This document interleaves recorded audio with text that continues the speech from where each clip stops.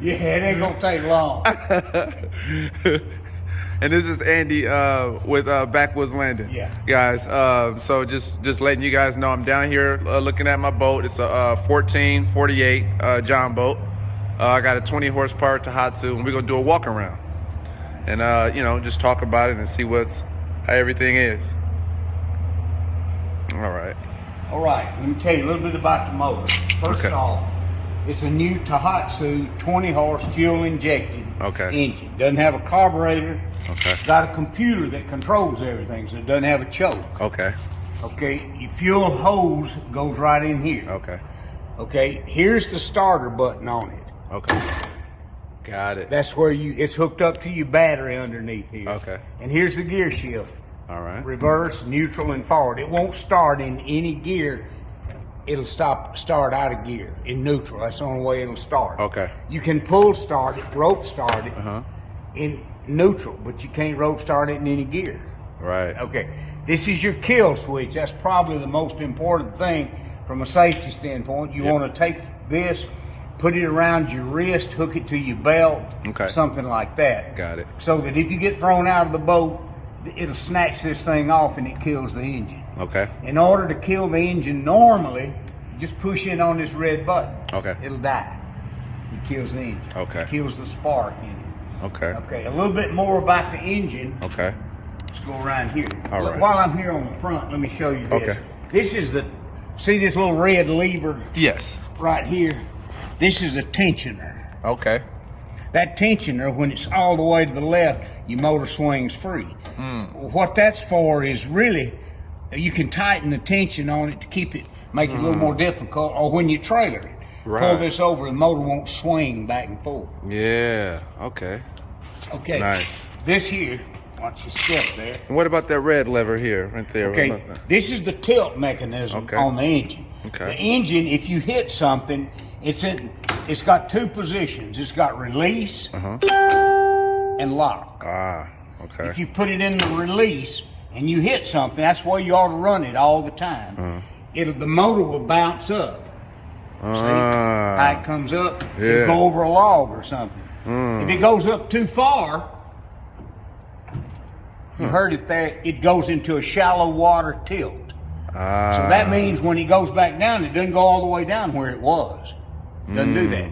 It goes into the shallow water position, and that shallow water position is good for, you can't go fast, because if you do, it'll make the front of the boat stand up. You'll soon learn it. But in order to get it out of that shallow water position, flip this back up into the lock. And then go back down right where it was. If you leave it in that release position, you can tilt this motor all the way up. And it'll lock up like that. So when you're moving it around the yard or whatever, I wouldn't trailer it in that position. But just moving it around short distances or whatever, it's fine to leave it in the all the way up and locked. To get it out of lock, you take this thing right here, flip it back up in that position. That's the lock, and it'll come right back down where it was. Nice. Got it. Okay, let's talk about the oil. This is your dipstick on the engine. The dipstick you use to tell how much oil is in it. Always check the oil with that dipstick before you go out. Now when you come back, before you go out. Because that way all the oil has settled. It normally takes a couple of hours for all that oil to settle. Then you get an accurate reading. Got it. Yeah, so you'll come back and be like, hold on, why is it no? And so you'll put oil in it. We have a lot of customers that do that. See this here? That's right below full. That's a perfect spot for this. This engine holds right at a quart of oil, 1 quart. 1 quart, So what you'll do is you'll go through the break-in, and then you'll drain the oil here. You'll add here. And then, but before you add it, you'll change this oil filter. Like a car. Change that oil filter on it. After you break in. Your break-in's about 20 hours of running. We tell everybody to run it at different speeds, because you want it to break in at different RPMs. I think in this particular case, it comes with a 3-gallon tank. That'll be probably two of your tanks. Okay. Will have 20 hours on it. Okay. But anyway, try to keep up with that. Yeah. Would you use like a I've heard people use like a tachometer or something like that, like kind of to show your hours and your RPMs. Can, but and we can put a little something in here. I think we've even got one called a tiny tack, and that shows you the RPM. But with this particular boat, this particular motor, and this particular prop, these long shaft engines come with a 10-pitch prop. That's going to be about right. A 10-pitch prop will get you out of the water real fast. Nice. That's what you want. Okay. You're not as concerned with top speed. You may go 25, 28 miles an hour. Right. But the key is to get it up on top of the water fast. You don't want it to take a long time to get it up. So anyway. Okay. This is a little filter that's on this thing, and that little red ring on that filter tells you if there's water in the gas. Got it. If that red ring starts floating up, that means there's water in it. Take this thing off, drain it, drain your fuel tank and the fuel hose. Be sure you get the hose. Get all the water out of it. Got it. Okay. Sometimes you people get a minute amount of water and this thing will run rough. But we find out here, we do the checks, don't find out there's water in the gas. This gas you get nowadays is not real good gas. Not real good, Yeah, it's got alcohol in it. It's a lot of alcohol, at least 5 or 10% alcohol. So anyway, it tracks moisture. What happened is that moisture gets through here and it won't run good. What type of oil do you recommend? For this we've motor? got 10W40 Tohatsu 4-stroke engine oil, outboard engine oil. Got it. Okay, I've got some in here. You can get it just about everywhere. Yeah. Tohatsu doesn't care if it's Tohatsu oil. It can be Mercury Quicksilver. It can be other brands. Yeah. But make sure it says 10W40 outboard oil, 4-stroke outboard oil. Okay. And it'll be in your owner's manual. You'll be able to see all this in your owner's manual. Okay, perfect. Okay. What you'll do after you break it in is drain the oil out here. Okay, yeah. That's what that is, oil drain. If you're here close, where do you live? I'm in Georgia, Kennesaw. Oh, yeah. The guy here yesterday from Kennesaw, Georgia. Oh, yeah? Yeah. Oh, wow. He bought a boat. Sure did. Oh, nice. This right here is where you drain it. Okay. Change the filter. Right. That's we sell them for about close to $10, $9 or $10. Okay, add a quart of oil here. Check it with your dipstick there. Okay, got it. That's all you have to do to keep up with it. Okay. The lower unit oil, which is down here, it's gear oil. It needs to be changed after you break it in. After you break it in. After you break it in, which is on that same initial oil change. Okay. The lower unit oil that you see right there. And I'm going to show you how to do that. Okay. Here is where you drain the oil. Okay. And here is the vent or overflow. So when you fill it up, drain it all out here. And then fill it through this port here. We've got it. I'll show you.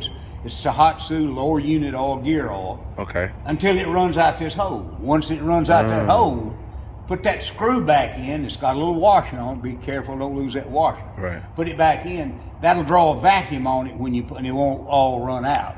Okay. By the time you put this screw back in. Do you need to change the washer or anything like that? Well, the book recommends do it. Say change the washer every time you change this. Okay. Our experience here is you need to watch it and be careful, but you shouldn't have to change this the first time you do it. Got it. Look for it and see if it's cut or lets any oil come out, down here. Yeah, change it. Okay. But these screws are interchangeable, so you can swap them around. Makes sense. It's a little fiber washer. It's about 3/8 of an inch diameter or something.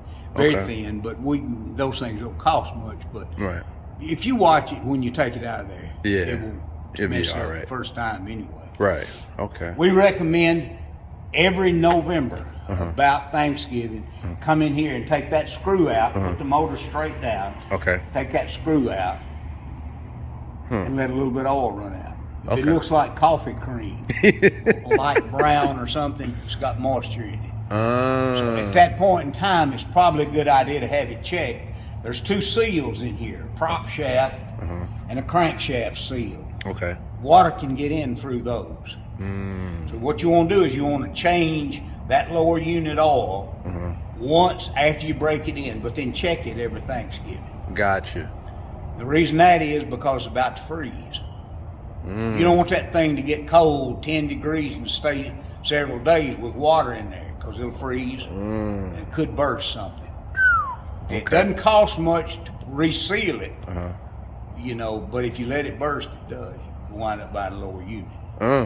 Ooh. So just check Okay. about every Thanksgiving. Okay. I definitely do that. I put that in my calendar as a reminder. That's important. Well, that's just what we figured, because it's about to get cold down here in the South. Yeah, if you live absolutely. up north, I do it 1st September. Right. Okay. It's about Thanksgiving. Okay. Always check the oil when you check it before you go out with the motor all the way down. Okay. Straight up and down. Okay. That'll give you an accurate reading. If it's tilted up, it won't give you an accurate reading. Got it. But I showed that where you was on that dipstick, showed you. Yeah. When I did, the motor was straight down. Yeah, it was just about almost full right there to that line. Perfect line, yeah. It's a good place. If you do everything like I'm telling you, that 1/4 will just about put it to that line every time. Okay. Perfect. Other than that, there's not anything I can tell you. There's no adjustments on it or anything. Yeah.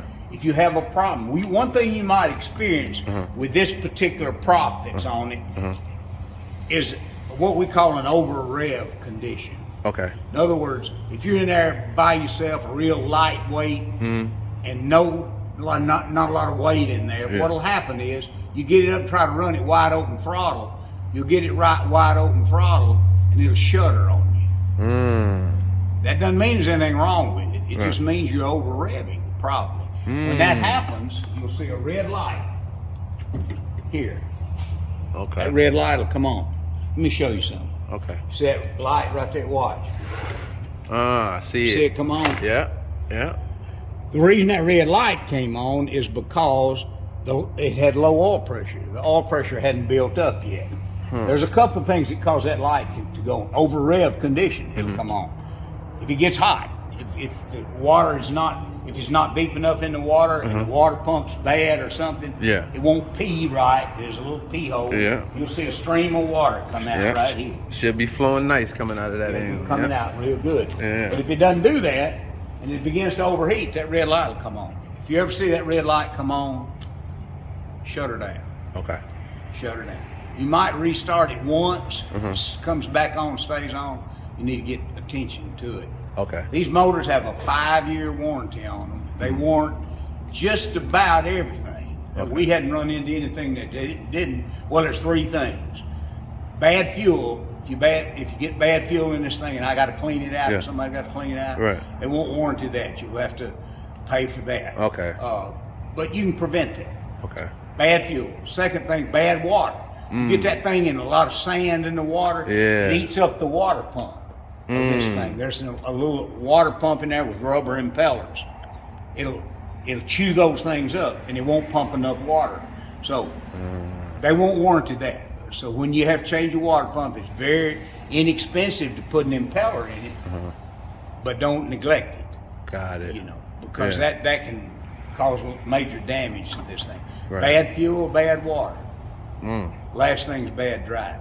You run that thing on a bank or a rock or a tree or something, they're not going to warranty that. Right. Everything else, pretty much, is you can read. You get your warranty information inside. Go through it. And you'll figure out that they're real good about it. Okay. Tohatsu's the best, and we've sold a lot of different kinds of motors. Yeah. Tohatsu's the best. I've been hearing nothing but good things. Nothing but good things about Tohatsu, and it's interesting that a lot of people don't understand. Like under 30 horsepower, that Mercury, is Tohatsu pretty much, and people are just like Tohatsu. What is that? That's a cheap little. I'm like, you must not know enough research to understand. They probably sell more outboard motors than any other company in the world.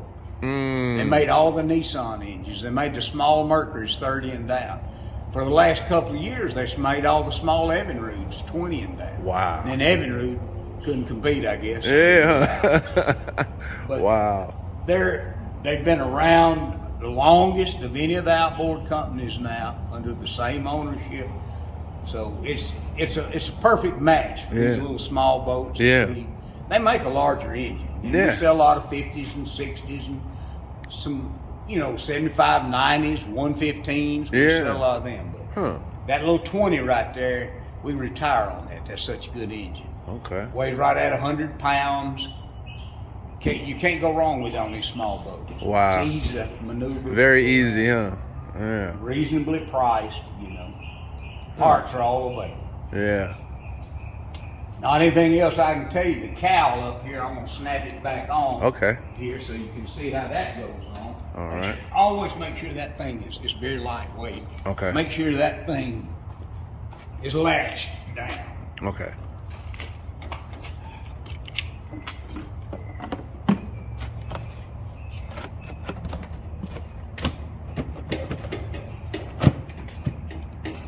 Nice. Okay. Yeah. Latched So it's down. firm. Yeah. Okay. Nice. He's got your fuel tank there. Your fuel hose is inside. Okay. There's a quick connect on both ends of that thing. You just hook one end here. You can't get them mixed up. Okay. Now, you asked about the fuel. Always run fuel, even if you can't get